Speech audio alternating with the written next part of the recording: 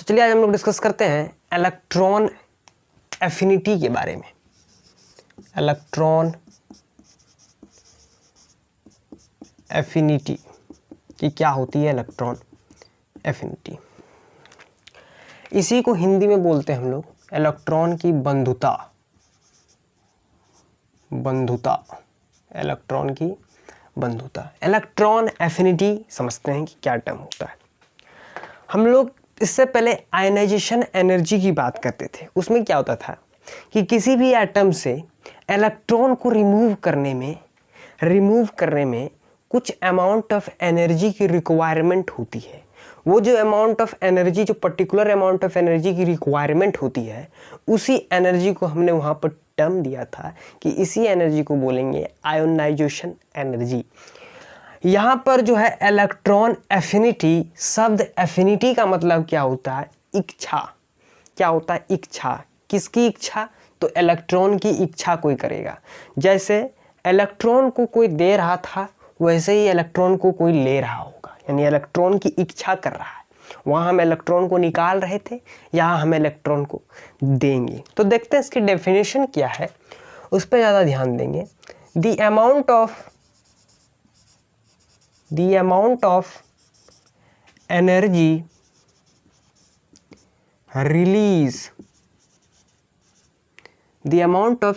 release when an electron is added to valence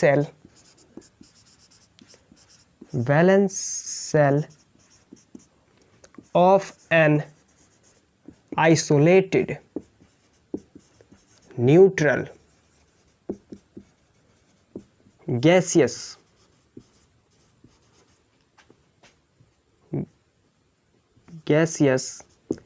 atom of an element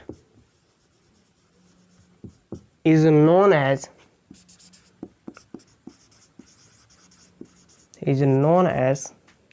electron affinity.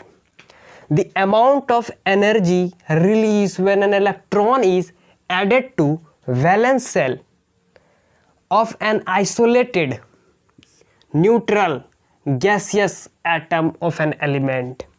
पिछले video में मैंने isolated, neutral और gases atom का क्या मतलब होता है, इसी प्रकार का नेचर का एटम चाहिए हमें। अब यहाँ पर जो शब्द है आइसोलेटेड, क्योंकि किसी भी, आप मान लेते हैं किसी भी व्यक्ति का या किसी भी चीज़ का आप प्रॉपर्टी जानना चाहते हैं, तो आप उस अकेले की प्रॉपर्टी ना जानोगे। फॉर एग्जांपल, बहुत सारे स्टूडेंट में आप रोहित की प्रॉपर्टी जानना चाहते हो, या किसी एक व्यक्ति की प्रॉपर्टी, उसमें एक स्टूडेंट की प्रॉपर्टी जानना चाहते हो, तो आप सबको लेकर थोड़े ना चलोगे। उस पर्टिकुलर रोहित को निकालो, या पर्टिकुलर आप जिसकी प्रॉपर्टी जानना चाहते हो उसकी बात करोगे, आप उसको निकाल के बात करोगे। यहाँ पर भी अगर एटम की कितना इलेक्ट्रॉन लेने पर एक पर्टिकुलर एटम, कोई भी एटम मान लेते हैं, एक ए नाम का कोई एटम है, ये इलेक्ट्रॉन को जब लेगा कितना रिलीज करेगा इसकी अलग होगी, और बी एटम जो है ये कितना अमाउंट ऑफ एनर्जी रिलीज करेगा इलेक्ट्रॉन लेने के बाद, दोनों के अंतर होगा। इसीलिए हम जब भी एटम की बात करते हैं, उसकी प्रॉपर्टी की बात करते हैं, तो यहाँ पर जो इलेक्ट्रॉन एफिनिटी का टर्म जो आता है वो आइसोलेटेड एटम पर वैलिड है कि एटम जो है वो अकेला होना चाहिए, न्यूट्रल होना चाहिए। एटम तो वैसे भी न्यूट्रल होता है, और कोई भी एटम अकेला तब होता है जब वो गैसेस स्टेट में होता है। सॉलिड स्टेट में तो कंबाइंड फॉर्म में ज़्यादा कंबाइंड फॉर्म में आपको मिलेंगे।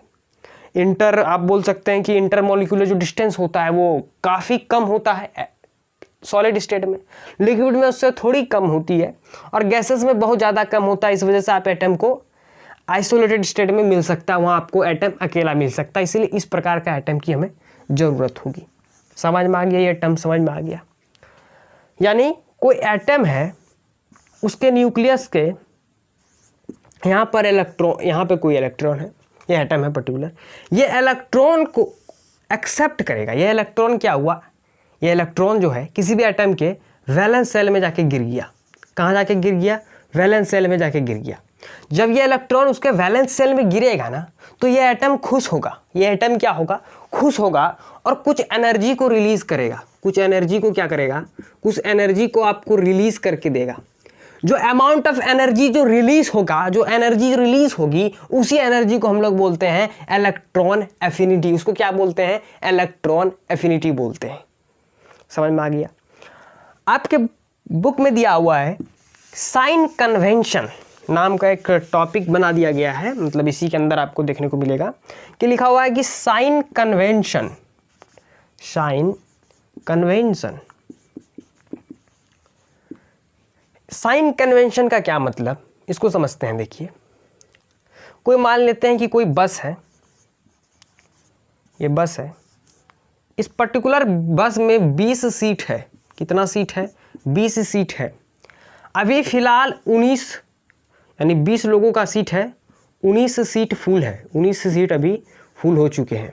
ठीक है, यानी अभी भी इसमें एक सीट खाली है, एक सीट खाली है।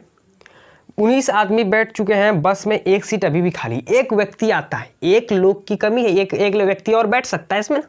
तो एक व्यक्ति आया, एक पर्सन जो है आ रहा है, वो पर्सन आया। अब बताइए, यहाँ जो बस है या 19 लोग जो है, क्या वो एक पर्सन को बैठने नहीं देंगे बस में? बस में खिलाफ होंगे इसके क्या?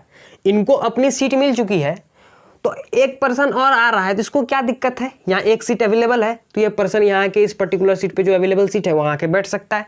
यानी ये जो 19 जो लोग बैठे हैं, टोटल 20 सीट में 19 लोग बैठ चुके हैं, ये 19 लोग कतई नहीं चाहेंगे कि ये व्यक्ति नहीं है। ये चाहेंगे कि हाँ, ये एक सीट अभी खाली है, तुम जरूर आ जाओ। ये चाहेंगे क्या, ये अपनी इच्छा दिखाएंगे कि तुम भाई आ जाओ, क्या करो, तुम भाई आ जाओ, इच्छा दिखाएंगे, हाँ एक सीट खाली है, आप आ सकते हैं।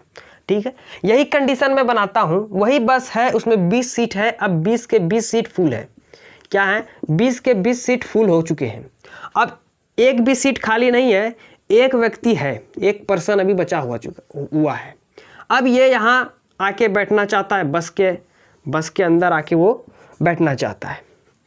क्या अब ये 20 लोग जो 20 अलग अलग सीट पे बैठे हैं, वो इस पर्सन को क्या बैठने की जगह तो बस में है नहीं? तो कोई भी 20 लोग में से एक भी लोग नहीं चाहेगा कि मुझे बैठने में दिक्कत हो और मैं उसको अपने एडजस्ट करके अपने सीट में साथ में बैठा लूँ, वो कोई नहीं चाहेगा। यहाँ पर क्या होगा, वो इच्छा नहीं जता रहा है, ये लोग जो है इच्छा नहीं जताएंगे, कतई इच्छा नहीं जताएंगे कि तुम आके मेरी बस में बैठ, कतई इच्छा नहीं जताएंगे। इसमें क्या करना पड़ेगा, बस के जो ड्राइवर है, कंडक्टर है, उसको फोर्स लगाकर, यानी इसको जबरन जिसको बोलते हैं, जबरन यहाँ के बैठाना पड़ेगा। ठीक है, यहाँ के जबरन बैठाना पड़ेगा। यानी इस जबरन बैठाने में बस ड्राइवर और कंडक्टर को अपनी एनर्जी लगानी पड़ेगी। और यहाँ पर्सन अपनी एकदम आराम से आके बैठ रहा है, किसी की कोई एनर्जी नहीं जा रही है, ये खुद बस कोई दिक्कत नहीं हो रहा है, लोगों को कोई परेशानी नहीं हो रही। लेकिन यहाँ लोगों को परेशानी हो रही है, इसीलिए इस लोग को, ये पर्सन को बैठने के लिए इसको कोई सपोर्ट चाहिए, इसको एक फोर्स के कारण यहाँ फोर्स से साथ यहाँ बैठाना होगा, जो कि बस का कंडक्टर और ड्राइवर जबरन लगा के इसको यहाँ बैठाएगा इस बस के अंदर। यही कंडीशन आपको साइन कन्वेंशन के अंदर दिखाई देगा। साइन कन्वेंशन क्या रिप्रेजेंट करता है? साइन कन्वेंशन हमें बोलता है कि इलेक्ट्रॉन एफिनिटी का जो है ना, 2 साइन होता है। क्या बोलता है कि इलेक्ट्रॉन एफिनिटी हैज 2 साइंस। कितने साइन है इलेक्ट्रॉन एफिनिटी के पास? 2 साइन है, एक नेगेटिव है और एक पॉजिटिव है। तो साइन कब नेगेटिव होगा और कब पॉजिटिव होगा, वो किस पर डिपेंड करता है, समझिए। जब भी व्हेन हम लिख सकते हैं, when an atom is willing to accept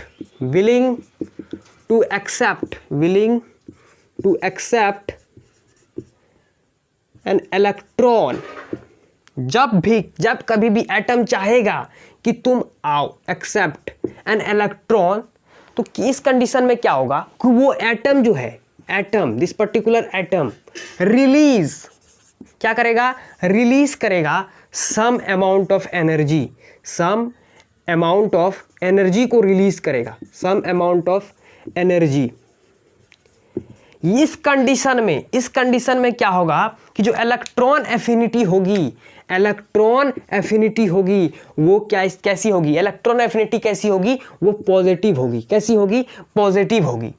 जब एटम चाहेगा कि हाँ भाई तू आके बैठ सकता है, तू मेरे पास आ सकता है, इच्छुक है एटम इलेक्ट्रॉन को लेने के लिए, तो वो खुश होगा। और जब वो खुश होगा तो कुछ एनर्जी को रिलीज करेगा। उस समय जो इलेक्ट्रॉन एफिनिटी होगी, इस पर्टिकुलर इलेक्ट्रॉन एफिनिटी को हम लोग बोलेंगे पॉजिटिव इलेक्ट्रॉन एफिनिटी। अब बात आते हैं साइन कन्वेंशन की दूसरी, कि नेगेटिव कब होगा। इसका अपोजिट सोचिए, इसका अपोजिट सोचिए। बस वाला आप सोचिए कि बस में अभी सीट अभी 19 फुल था, एक बाकी था, एक आया तो हाँ खुश हुआ, सब खुश हुआ, एनर्जी रिलीज किया। अब 20 का 20 सीट फुल है, एक आना चाहता है। When an atom is unwilling, आप लिख सकते हैं अनविलिंग, अनविलिंग यानी अनिच्छुक है। अब इसी को एक वर्ड और लिखा हुआ है रिलक्टेंट, रिलक्टेंट आपके बुक में लिखा हुआ है। अनविलिंग उसका मतलब होता है कि अनिच्छुक है to accept electron, to accept electron. इस केस में क्या होगा, इस केस में क्या होगा, आपको फोर्स लगानी पड़ेगी, यानी एनर्जी की रिक्वायरमेंट होगी। इसमें क्या होगी, एनर्जी विल बी रिक्वायर्ड, इसमें एनर्जी की जरूरत होगी, energy will be required, energy की जरूरत पड़ेगी, एनर्जी की जरूरत पड़ेगी to force in the electron, to force in the electron, electron को वैलेंस सेल में लाने के लिए आपको इलेक्ट्रॉन की आपको एनर्जी लगानी पड़ेगी। इस केस में क्या होगा, जो इलेक्ट्रॉन एफिनिटी होगा, जो इलेक्ट्रॉन एफिनिटी होगा वो नेगेटिव होगा। वो कैसा होगा, नेगेटिव होगा। साइन कन्वेंशन की मैं बात करूं तो electron affinity has two sign, positive and negative. कब कब पॉजिटिव, कब कब नेगेटिव होगा। When an atom is willing, इच्छुक है इलेक्ट्रॉन आने के लिए तो वो खुश होगा, एनर्जी रिलीज करेगा। अनविलिंग है या रिलक्टेंट है, यानी चाहता है कि अगर मेरे पास फुल सीट है, मैं नहीं चाहता हूँ इलेक्ट्रॉन को एक्सेप्ट करना, मैं खुद ही स्टेबल हूँ, तो क्या एनर्जी, वो लेना ही नहीं चाहेगा, वो खुद स्टेबल हो चुका है। यहाँ सब लोग अपने खुशी खुशी से जा रहे हैं, स्टेबल है इलेक्ट्रॉन, तो कौन कष्ट करना चाहेगी, कोई कष्ट नहीं करना चाहेगा। हमको जबरन करना पड़ेगा, तो हमको एनर्जी की जरूरत लगानी पड़ेगी, हमें एनर्जी। रिलक्टेंट का स्पेलिंग थोड़ा सा यहाँ मिस्टेक हो गया है, अब इसको देख लेंगे, रिलक्टेंट। तो ये था साइन कन्वेंशन, ठीक है।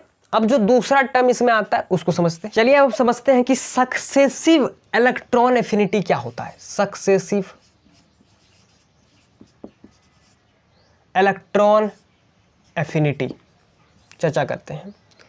एटम है, ए नाम का कोई एटम है मेरे पास, कोई भी एटम है, उसमें मैंने एक इलेक्ट्रॉन को ऐड किया, अब ये बन गया ए माइनस, ठीक है। इसको बोलेंगे हम इलेक्ट्रॉन एफिनिटी फर्स्ट, या यहाँ पर भी गैस स्टेट में रहेगा।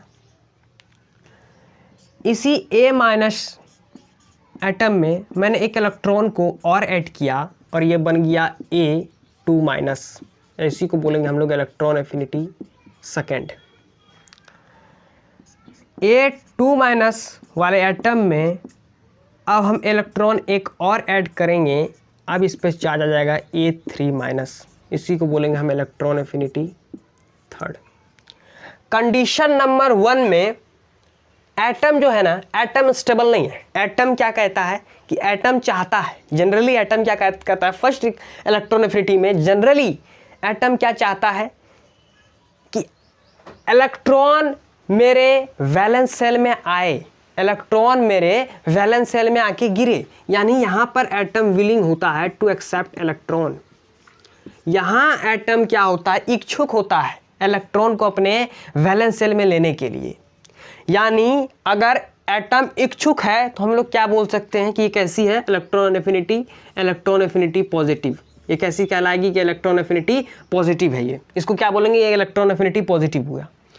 अब एटम इलेक्ट्रॉन एफिनिटी सेकेंड की मैं बात करूं तो एटम क्या है, अनविलिंग है या रिलेक्टेंट है, अब नहीं चाहता, अनिच्छुक है, चाहता ही नहीं है कि एटम मेरे वैलेंस सेल में आए, लेकिन हम जबरदस्ती फोर्स अप्लाई करके एनर्जी अपनी लगा करके इलेक्ट्रॉन को उसके वैलेंस सेल में जब रखेंगे या गिराएंगे तो हमें अपनी एनर्जी रिलीज करनी होगी, यानी एनर्जी देनी पड़ेगी, यानी एटम एनर्जी रिलीज नहीं करेगा, एटम अनविलिंग है या कह सकते हैं कि रिलक्टेंट है, एटम खुश नहीं है उस इलेक्ट्रॉन को लेकर, क्योंकि वो पहले से मस्त था, उसका स्टेबल था, वो मस्त ज़िंदगी जी रहा था, लेकिन आप उसके ज़िंदगी में हलचल करने के लिए एक इलेक्ट्रॉन उसके वैलेंस सेल में गिरा के उसको दुख दे रहे हैं या इच्छुक नहीं है वो लेने के लिए। अब जब इच्छुक नहीं है तभी मैंने बात किया, उसको बोलेंगे इलेक्ट्रॉन एफिनिटी नेगेटिव। कैसी है वो इलेक्ट्रॉन एफिनिटी? नेगेटिव है। थर्ड केस में भी होगा, दो का अब तो एक जबरन आपने दे दिया, अब फिर आप एक चाहते हो देना ये 3- लाने के लिए, तो इस इलेक्ट्रॉन एफिनिटी में भी क्या होगा, ये रिलक्टेंट होगा,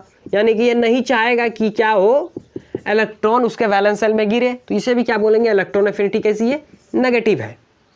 ये इस कंडीशन में कि एटम चाहता है कि एटम नहीं चाहता है, इस कंडीशन में इलेक्ट्रॉन एफिनिटी पॉजिटिव, इसको कहेंगे इलेक्ट्रॉन एफिनिटी नेगेटिव, इसको कहेंगे इलेक्ट्रॉन एफिनिटी नेगेटिव, इसको बोलेंगे, क्योंकि जब इलेक्ट्रॉन नहीं चाहेगा तो उसको हम लोग इलेक्ट्रॉन एफिनिटी नेगेटिव बोलते हैं, जब इलेक्ट्रॉन चाहता है एटम लेना तो उसको इलेक्ट्रॉन एफिनिटी पॉजिटिव बोलते हैं। सिंपल सी बात है।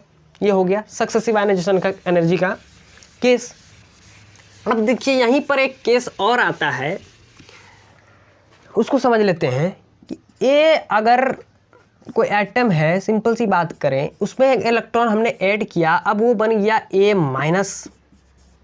इस दौरान में वो कुछ अमाउंट ऑफ मान लेते हैं कि एनर्जी रिलीज करेगा, वो आपका मैं मान लेता हूँ कि 6 इलेक्ट्रॉन वोल्ट वो एनर्जी रिलीज किया, 6 इलेक्ट्रॉन वोल्ट, क्योंकि आयनाइजेशन एनर्जी और इलेक्ट्रॉन एफिनिटी का जो एनर्जी का जो आप बोल सकते हैं यूनिट जो है वो सेम है। Electron affinity is the unit for ionization energy और इलेक्ट्रॉन एफिनिटी के लिए वही यूनिट है, kg मूल है, और इसके लिए भी इलेक्ट्रॉन फॉर वोल्ट पर एटम है, दोनों के लिए सेम यूनिट है। ठीक है। अब देखिए इस केस में, यानी इस केमिकल रिएक्शन के दौरान, किसी भी केमिकल रिएक्शन के दौरान हीट होती है, यानी किसी भी केमिकल रिएक्शन की हीट होती है, जिसको हम लोग डेल्टा एच से रिप्रेजेंट करते हैं, यानी heat of any chemical reaction is represented as or donated as a delta H. ये डेल्टा एच भी दो प्रकार का होता है मित्रों, एक होता है नेगेटिव, एक होता है पॉजिटिव। क्या होता है? एक होता है नेगेटिव, एक होता है पॉजिटिव। जब नेगेटिव हुआ तो हम बोलते हैं कि ये क्या है, एक्सोथर्मिक रिएक्शन है, जो रिएक्शन हुआ कैसा हुआ, एक्सोथर्मिक हुआ। जब पॉजिटिव है तो हम क्या बोलेंगे कि ये रिएक्शन कैसा है, एंडोथर्मिक है। कैसा रिएक्शन है? एंडोथर्मिक रिएक्शन है। ठीक। एक्सोथर्मिक कब बोलते हैं? नेगेटिव है। नेगेटिव है तो मतलब क्या, नेगेटिव का क्या मतलब होता है यहाँ? नेगेटिव का मतलब होता है कि एनर्जी बबुआ क्या होगा, रिलीज होगा। यहाँ पर उल्टा मतलब होता है, एनर्जी क्या होगा, रिलीज होगा। आप इलेक्ट्रॉन एफिनिटी पॉजिटिव और नेगेटिव के वो नेमिंग है, ये दूसरा चीज़ है, ये दूसरा चीज़ मैं बता रहा हूँ। किसी भी केमिकल रिएक्शन के दौरान ये वैलिड होगा। ठीक है, वो इलेक्ट्रॉन एफिनिटी के लिए वैलिड था। हाँ, अभी एनर्जी एटम लेना चाहता है कि नहीं लेना चाहता, उसके अकॉर्डिंग आप बता सकते हैं। यहाँ केमिकल, हर एक केमिकल रिएक्शन के दौरान हीट जो होती है उसकी मैं बात कर रहा हूँ कि केमिकल रिएक्शन कैसा है उसको पता करने के लिए। एक्सोथर्मिक नेगेटिव हुआ तो एनर्जी रिलीज करेगा, अगर पॉजिटिव हुआ तो एनर्जी, यही एनर्जी को वो क्या करेगा, एब्जॉर्ब करेगा, यानी energy will absorbed by atom, absorb किया जाएगा एटम के द्वारा। यही केस है। इस हिसाब से, अगर इस हिसाब से हम इस रिएक्शन के हिसाब से देखें, डेल्टा एच के हिसाब से देखें, तो फर्स्ट केस में एटम एनर्जी को क्या कर रहा था, रिलीज कर रहा था। तो हम लोग बोल सकते हैं कि यहाँ पर कैसा होगा, डेल्टा एच कैसा होगा, यहाँ डेल्टा एच नेगेटिव होगा ना। डेल्टा एच नेगेटिव ना होगा, in this case delta H will negative. अगर के इलेक्ट्रॉन एफिनिटी हम लोग बात करें, जब वो इसके पास 2 माइनस चार्ज आ गया, अब इसमें एक इलेक्ट्रॉन और ऐड करते हैं, इसके पास 2 चार्ज लाने के लिए यहाँ पर क्या है, इलेक्ट्रॉन को हम फोर्सफुली ऐड कर रहे हैं, वैलेंस शेल में फोर्सफुली ऐड कर रहे हैं, तो एनर्जी को एब्जॉर्ब करेगा। इस कंडीशन में इलेक्ट्रॉन एफिनिटी आप इसको लिख सकते हो कि सेकेंड, इसी को इलेक्ट्रॉन एफिनिटी फर्स्ट का इतना वोल्ट एनर्जी रिलीज किया, हम इसी को लिख सकते हैं इलेक्ट्रॉन एफिनिटी फर्स्ट। इस केस में इलेक्ट्रॉन एफिनिटी सेकेंड में क्या होगा, एनर्जी को एब्जॉर्ब किया जाएगा। तो एंडोथर्मिक कैसा होगा, पॉजिटिव। एंडोथर्मिक कैसा होगा, पॉजिटिव ना होगा। यहाँ पर क्या होगा, एनर्जी एब्जॉर्ब किया गया। इस हिसाब से हम लोग क्या बोल सकते हैं कि एंडोथर्मिक कैसा होगा, पॉजिटिव होगा, पॉजिटिव होगा। इलेक्ट्रॉन एफिनिटी थर्ड में भी यही कंडीशन आपको देखने को मिलेगा, A3- इलेक्ट्रॉन एफिनिटी थर्ड। इस हिसाब से क्या होगा, यहाँ भी एनर्जी क्या किया जाएगा, एब्जॉर्ब किया जाएगा। इस हिसाब से ये क्या हो गया, पॉजिटिव हो गया। अगर इस हिसाब से आपसे पूछे कि एंडोथर्मिक रिएक्शन या ये exothermic reaction, electron affinity first exothermic है कि इंडोथर्मिक है, तो आपको इसमें से बताना होगा। इलेक्ट्रॉन एफिनिटी थर्ड क्या है, एक्सोथर्मिक है कि इंडोथर्मिक होगा। तो इस हिसाब से मैंने आपको आपको इसको इस तरह के अगर क्वेश्चन पूछे जाएंगे तो इसको आप आसानी से कर पाओगे। ठीक है, ये मेरा बताने का यहाँ मकसद था। सक्सेसिव एनालिसिस से आपका यहीं तक वैलिड है, यानी यहीं तक आपको पढ़ना था। इसके अंदर आपके बुक में, आपके सिलेबस में बस इतना ही है। इसके आगे सक्सेसिव आयनाइजेशन की एनर्जी के द्वारा यानी इसके अंदर और कुछ नहीं है।